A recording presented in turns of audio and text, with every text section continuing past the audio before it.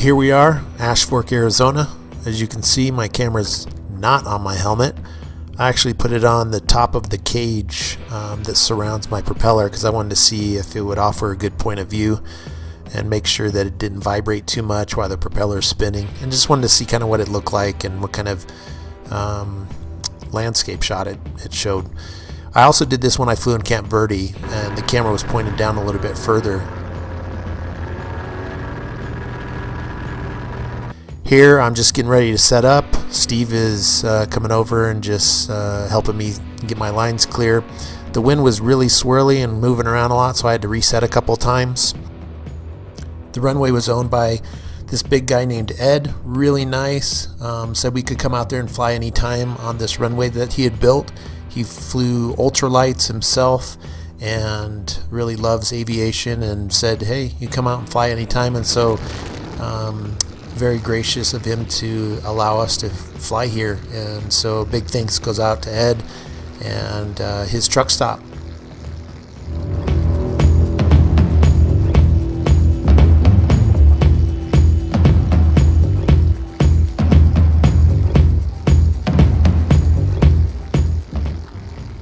So here we go, I'm getting ready to launch. The flight was relatively smooth except for my sketchy takeoff here.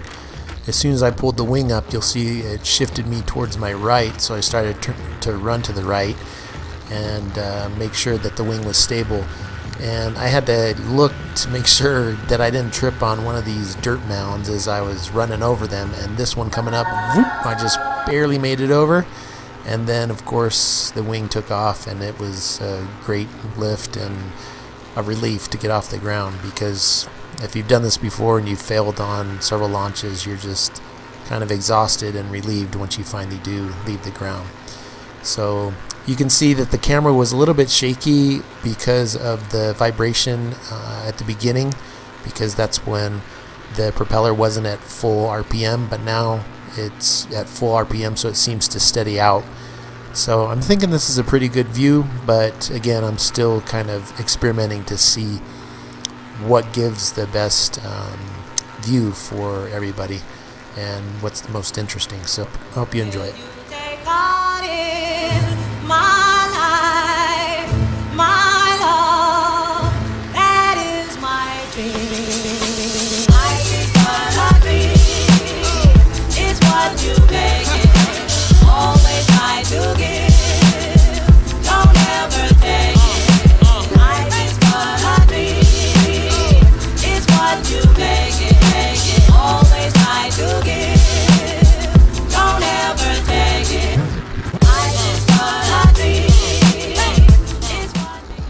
As you can see, the land around Ashfork isn't terribly beautiful landscape. It's somewhat flat.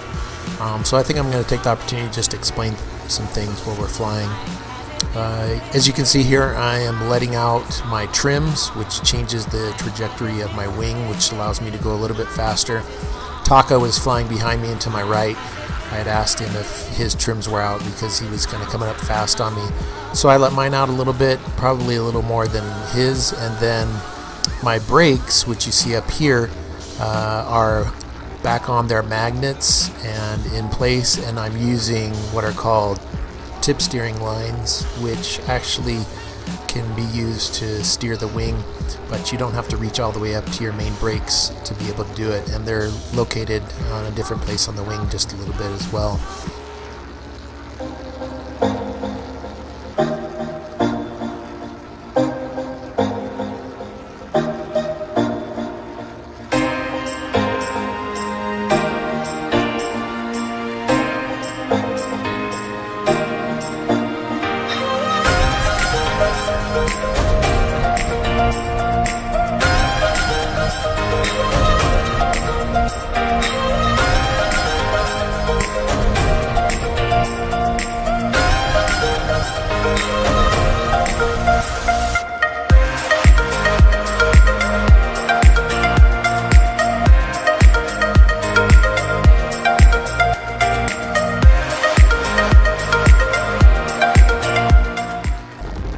I want to take a minute and just show you some of the footage from when I was flying at Camp Verde. Had the camera placed in the same spot on the cage right above me, but I had tilted it down where I thought it would capture everything, and I'm not really sure if I really like this one or my flight from Ashfork better. This kind of shows more of my operations and less of the landscape, but the one in Ashfork shows more of the landscape and less of what I'm doing. So if you have a preference on whether you like the view from Camp Verde or from Ashfork, please put it in your comments below, because I'd like to get some feedback on what you think is best. Thanks.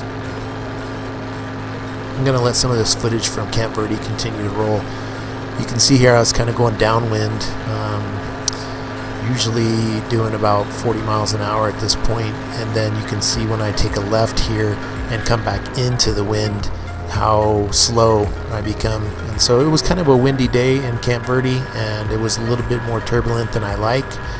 Ashfork was definitely a smoother ride, but Camp Verde has a lot of potential and places to explore, and I'm excited to do that in the future. So enjoy some of this stuff.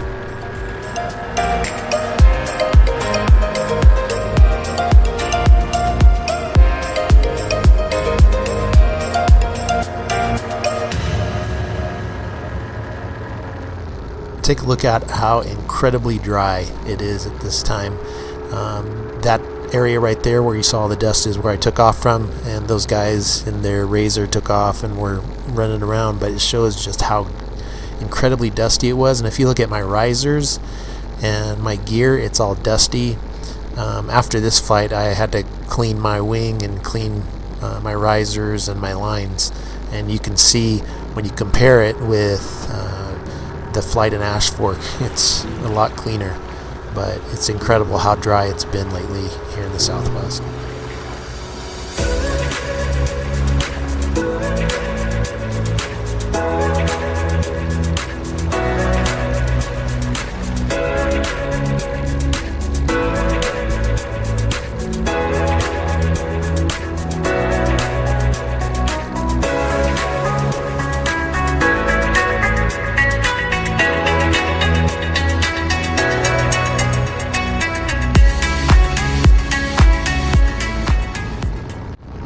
I'm going to turn the music down here and just let my natural sound come up, and you can see as I'm coming in for a landing how windy it is. It's kind of jostling me around, and my engine is going up and down because I'm having to throttle to keep myself aloft to come in steady and then let it come down. So in just a second I'm going to cut my engine, and you're going to see I'm faced towards the wind, and then I actually start to come in a little bit crosswind. I do land okay, and then I kite the wing back towards the dirt road so I wouldn't land in all the weeds and get it all caught in my line. As it was, it did land a little bit in the weeds, but I was kind of proud of myself for kiting it all the way back to the road, and then the line caught the camera and pointed it down, so you can really see kind of where it was mounted in this case.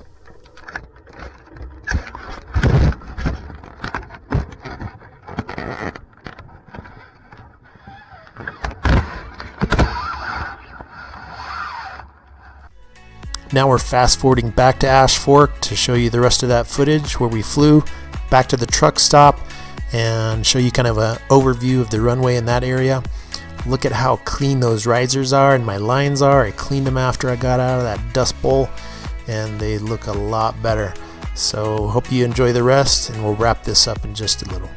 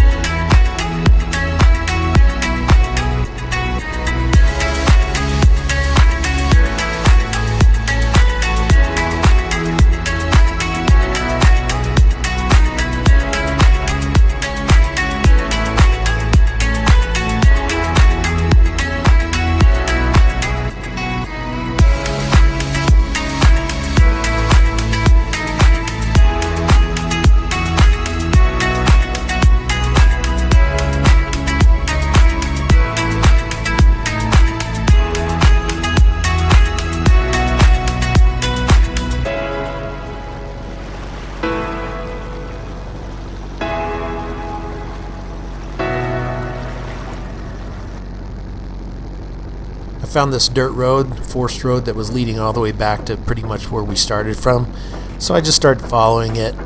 I'm going with the wind here. Roughly my ground speed is about 40-45 miles an hour. And I just followed this back for most of the way and stayed down low because honestly it was starting to get really cold. Taka was flying kind of behind me and following me through the whole thing. And we had our intercom hooked up through our Cena, and he was telling me how cold he was, but he was probably a good 500-600 feet higher than I was. So that's why I was trying to stay down low a little bit to stay warmer because my hands were starting to get really cold.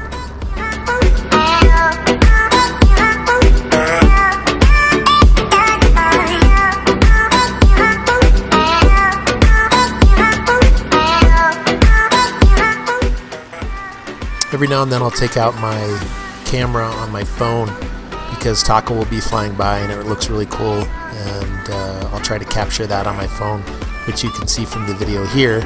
And this is where he's doing a flyby, and this is the footage from my phone.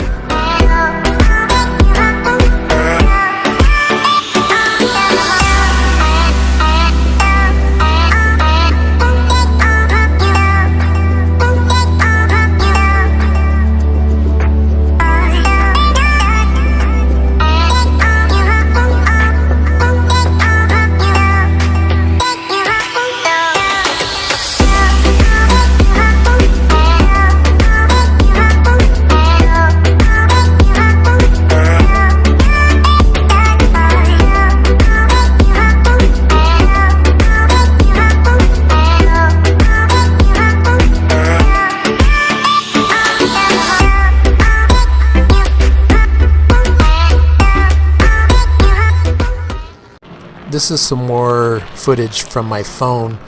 I took it off my lap and I have it velcroed basically onto the top of my rescue chute, my reserve chute. And every now and then I'll take it off and just kind of pan around because you can't really see that when your camera's fixed to the cage or whatnot. And I only have one camera, so would love to have multiple cameras, but it would take a heck of a lot of editing. And honestly, I enjoy flying more than editing.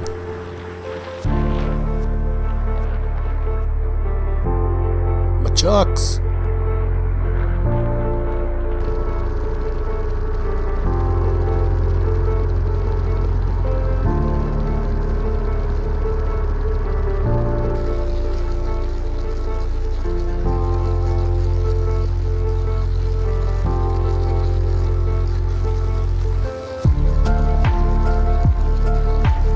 Here we are coming up on Ed's truck stop here just east of Ashfork. This is basically all of his, and you can see he's got his plane down to the left there. You can see that runway, he's kind of made a main runway which is graveled and it's running north and south, and then he has a diagonal which is kind of where I ended up taking off from. But it's a great setup and really appreciative of him letting us come in and use it for launching. It makes things a lot easier.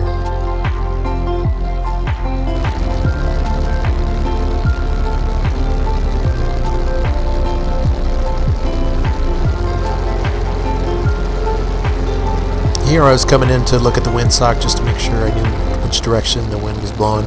And I saw Taka coming in for landing, so I decided to peel right and come back around and get set up for landing. And he landed safely, and as I came back around to the right, I was able to do a couple loops, and the wind was really easy at this point, so you kind of don't want to stop flying when it gets really smooth like this. But it was getting really cold, and I was ready to get down and get my hands warm, honestly.